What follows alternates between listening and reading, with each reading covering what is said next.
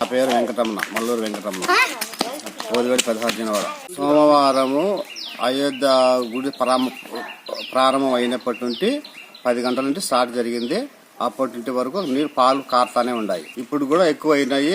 దాంట్లో కూడా ఆ ఫెజర్ అనేది ఎక్కువగా సౌండ్ రావడం వల్ల అందరూ ప్రజలు వచ్చి చూసి టెంకాయలు కొట్టి పూజలు చేసి ఈ విధంగా చేస్తున్నారు. హై స్కూల్ దగ్గర ఒక వేప చెట్టుకు పాలు కారుతాయి సార్. అవి ఈరోజు తెల్లారుజామున నుండి మా బుధవారం తెల్లారుజామున నుండి వచ్చి కారుతాయి. అందరూ వచ్చి ప్రజలంతా వచ్చి చూస్తున్నారు, పూజలు చేసుకుంటున్నారు. గుడికాటికి వచ్చి ఆటికి చెట్టు కాటికి వచ్చి అది ఏమైంది మాకు అర్థం కాలేదు.